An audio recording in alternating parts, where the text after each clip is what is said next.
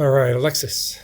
Alexis, where'd you grow up? Where are you from originally? I'm originally from Massachusetts, close to Boston, Massachusetts. I moved out here about 6 years ago. And tell me about your family growing up.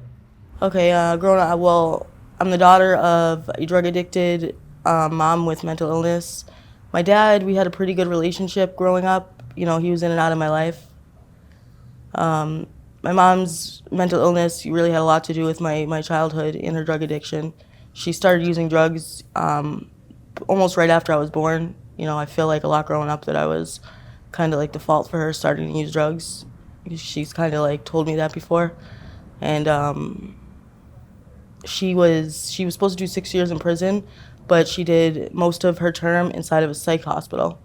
And we would go visit her a lot when I was a kid, not in jail, but when she was in the hospital, we go visit her a lot. And I just remember seeing that her neck was all cut up and her arms were all cut up. They looked like meatloaf, because I guess she had tried cutting her neck and stuff when she was like in prison, and it was horrible. And it's just always been like that ever since. My childhood did have some good memories and stuff, but when she got out of the hospital, she was, back and forth in and out of our lives. I got taken away by DCF to go to into state care 2 times. One time was when I was 6, I believe, and then the other time was when I was 11, I believe. Yeah, 11. The first time I was ever in a psych ward was when I was 9. I cut my wrists and I went to this mental hospital, and then after that, I probably been to the same mental hospital about 5 more times until I was old enough to go to an adult one.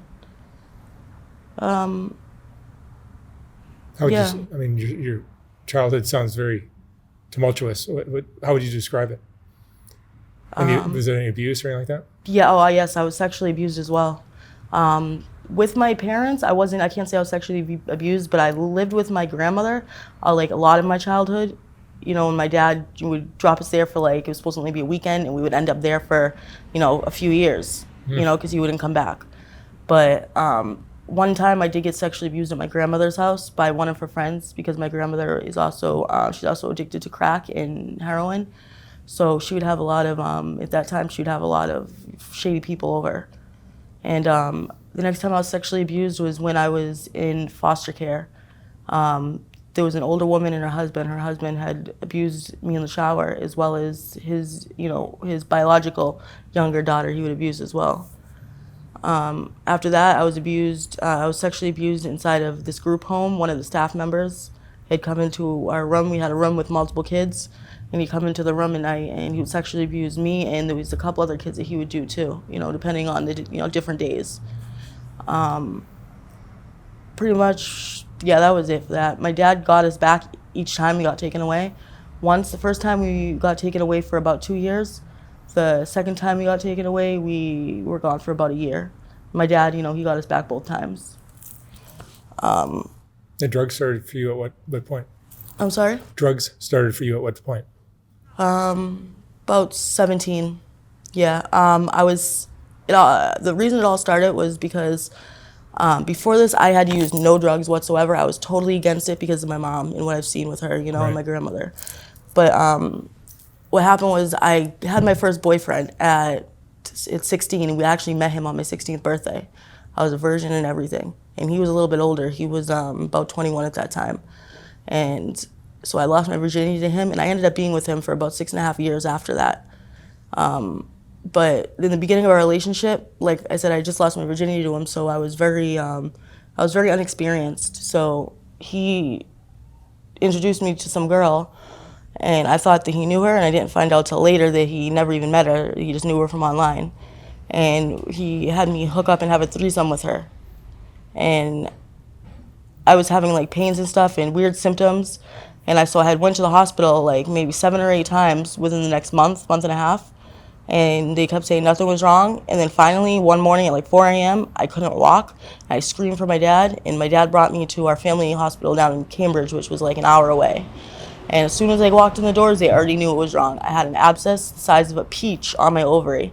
Okay, I had 104 fever, and I even flatlined before I went down to surgery. I flatlined for, I think, 16 seconds.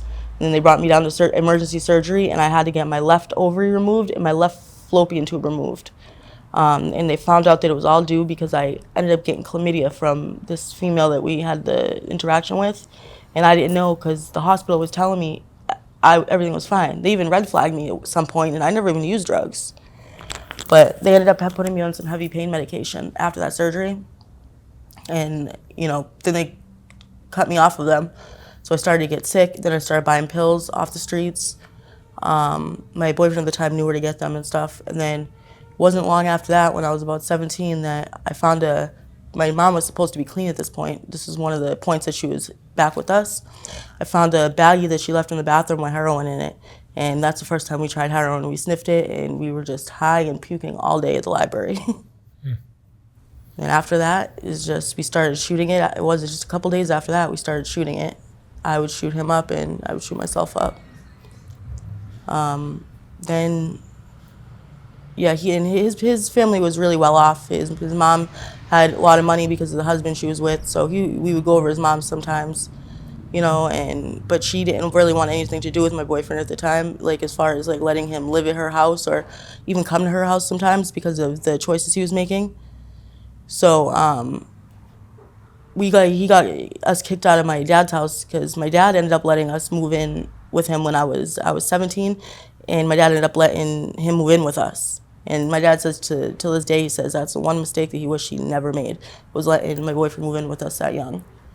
And he started to physically abuse me a lot too. He was an alcoholic. He got off alcohol for me. Then we were just using drugs, and he started to get really abusive. You choke me out, punch me. Like one time we were at his friend's house, and he ended up drinking that night, and he like beat me up. And the next morning, I remember I had an egg like this on the side of my face. And I had my grandmother, when she came to pick us up the next day, I lied to her and told her I fell down the stairs when we were drinking. He's almost killed me a couple times, by choking me out till I was passed out. He would do it in my dad's house, and my dad didn't know what was going on as far as that because I would lie a lot and try to make him seem better than he was, And, they had ideas and stuff, Even my sister says she didn't truly know until after, till just recently that was going on. So, and then we ended up coming out here because his mom had sent him to rehab out here. So like I said, she had money, so she, sent him all the way across the country to rehab out here. And like a couple months later, at this time, I was doing, crack and heroin. I was even messing around with one of the guys that lived in my building because at this point we had our own place. And before he got sent over there, we had our own place in Lawrence. I believe it was like a rooming house, like a big building where you get like there's a bunch of rooms and you get your own room, but it's a shared bathroom and shared kitchen and stuff. And so, when he, left or whatever, I was messing around with this one guy that lived in the building for crack. Me and my sister were both messing around with him for crack. And so I was really skinny. My face was all picked out. I was doing really bad. So we came up with this bright idea because I've always wanted to come to California. Ever since I was a kid, you asked me where I'm going to end up, I always said California. So it was perfect opportunity. I wanted to go to California, and he'll get out, and we'll try to start over there.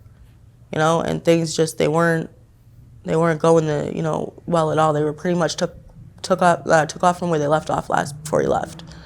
It lasted probably about a week before he ended up going back home because I had my current boyfriend right now. My boyfriend at that time had just finished hitting me. So he went to sleep, and I started walking around Santa Monica by myself in the middle of the night. That's when I ran into my boyfriend currently. And he said, oh, let's go to Hollywood, and I'll have you back before morning because I wanted to see Hollywood because I knew I was going to go home that day, So before I went home, I was like, okay, yeah, I'll go see Hollywood real quick. Took me about a day and a half before I actually made it back. And my boyfriend was gone at the time. And something told me, deep down in my stomach, to just stick with it. Just go find yourself back to where you left him, the guy you met or whatever, and just stick it out. So I didn't contact my family for a year after that. They all thought I was dead or something happened. I knew if I contacted my family, then I was going to end up giving in and going back home. But something told me I needed to separate myself from that relationship. I just needed to. And I found out a couple years later that he actually overdosed and died. Oh, wow. So, and I know I kind of like blame myself in a way, because like whenever he would like, go out and overdose, I was always there to bring him back. No one else was there to do it, but I always was. So I kind of blame myself that I wasn't there to, to save him, How old are you now? I'm 27. 27. Do you have children? No, I have no children. Because of what happened with my ovary. That's what I was wondering. Yeah, they said that I have a small chance of being able to have a kid, but it's it's a small chance. It's like a 30% chance. I have of having kids, and that happened when I was 17. Yeah. You're homeless now? Yes. How long you been in LA? About 6 years. Homeless the whole time? Mm-hmm. Well, a couple times I was, I had like places to stay and stuff. Like one time I was staying with this guy in his house or whatever, but then he started doing some weird stuff. Like I woke up and he was butt naked next to me, jerking off with his hand on my head. And I freaked out and I started like punching him and stuff, and I moved out the next day. I've had a lot of opportunities, but like, most of the opportunities are just, I foresee to be like some crazy, like perverted stuff. Like I could see that probably happening, so I don't accept them, What is your drug today? I use fentanyl right now. Fentanyl. Yeah, I'm originally a heroin addict. Yeah, I use fentanyl and I use speed. A lot of heroin addicts turn to fentanyl. Yeah, I don't shoot up anymore. I just smoke my fentanyl. I stopped shooting up when I was still doing heroin though. Like I went through a few days of being like barely well just to get off the needles. But now I don't shoot up and I just smoke. And how do you make money now? I usually hold a sign in traffic. I hold a sign that says, struggling from domestic violence, please help, which is not really a lie, because the reason I'm here is because of domestic violence. Like the reason I'm still here today. So that's usually how I make money. Or sometimes I'll go and I'll boost, like I'll steal stuff from stores. Mm-hmm. Yeah, you have not resorted to sex work? Before I came out here, yes, I was in that type of work. I started when my boyfriend at that time was locked up in jail. That's when I started with my sister. My sister's younger than me, but she got me introduced into that, So then when he got out, he was a little upset at first, but then he kind of got used to it, and, because of the money, it was good money. So he started, finding me dates and stuff and pimping me out himself, and I remember a couple times, like when I was too dope sick or I just didn't want to go to work, he would beat me up because, I didn't want to go. And he would make me go to work. I remember one time he actually raped me when he was drunk. But yeah. It's such a rough lifestyle for a young lady. Did you have dreams of doing something different with your life when you were young? I still have dreams, yeah. Yeah, you're still young. Yeah. I guess I am young, but I guess I really don't feel like it. I also got diagnosed with HIV about 3 years back. Mm. I have hepatitis C as well. And you're on medications for all that? No. I'm actually starting to show symptoms as of right now from the HIV. Like, I have a real bad infection going on in my feet right now. Like, I have a lot of sores on my feet. And this as well, is because my body can't fight it off right now because of my compromised immune system. So I'm starting to have some heavy symptoms due to it. I am going to go and get on medication. Like, it's at that point where I'm going to go get on within the next week for sure. What emotions does all this bring up in you? Trying to hold back tears a little bit. It's got to be depressing. It's bringing me out a lot because I try to go on in my life not thinking about it, Like I try to just worry about my life right now and just don't think about it, don't speak of it, and kind of just go on like that. So, it's kind of bringing up a lot of stuff that I usually don't speak about to anybody. Some of the stuff I haven't even told my parents about. My mom ended up dying too. She ended up dying while I was out here a couple years back. I found out that she ended up getting something in her heart called, what's it called? It's like you have a parasite in your heart, endocarditis. And I found out that because my mom, she was very suicidal growing up, She was very suicidal, she was in and out of psych hospitals just like I was. And, my sister as well was going through the same problems. And she was in and out of all 4 of her kids' lives, and she she just really, like, she was sad. She was a sad woman, you know. She was in a lot of pain, you know, a lot of pain when she was living. And I found out that, like, she didn't want to sign off on the surgery to get rid of it. And my grandfather refused to sign off on it. Refused to sign it, so that the paper, so they wouldn't give it to her. And then my dad refused to. And then she tried to tell the doctors, you know, or change the name on the what's that paper called that you sign, that you somebody can make the decision. Oh yeah, I forget the name of it. Yeah, that paper. And then she tried changing it to my name because she knew that nobody can get in touch with me at that point, or it was hard to get in touch with me. But they wouldn't let her do that. And so she just ended up killing herself that night in the hospital, I guess. And then I found out afterwards, after the fact about it. I found out after the funeral. Oh wait, no, I found out before the funeral. And I wanted to go back for the funeral, but I just never made it back. What do you think it was about your life, your childhood, that set your life on this path? If there was one thing. I think the main thing would probably have to be the being around, you know, like the type of, you know, environment I was in a lot, you know, because when I was like living with my grandmother for a long time too, you know, she was drug abuse all up in and out of the house, you know, and just the things I've seen, you know, like after I got my surgery, I remember I was laying on the lazy boy chair and this woman that was a friend of our family's was laying on the couch next to the chair. And I remember I was just in and out, you know, nodding in and out and in and out. And then we realized because I realized she hadn't moved positions in the past 6 hours we were laying there. And we found out that she was actually dead there next to me on the couch for 6 hours, and I didn't notice. 6 or 7 hours. She ended up killing herself, I guess. She took a bunch of drugs, ended up killing herself. She left a note and everything. She had a little daughter, I remember. And Alexis, what would you say is the most important lesson you've learned in your life? I've actually learned a lot. I'd say the most important lesson is to actually learn from your lessons. Seriously, to That's a good one.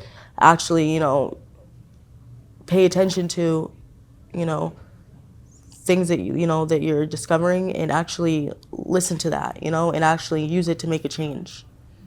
You know, because if you don't, you're just gonna keep on going the same thing, you know, just ignoring, you know, what life is actually trying to throw at you and trying to teach you, you know? All right, Alexis, thank you so much for sharing your story. Thank you. I wish you the best of luck on it. Thank you. Thank you.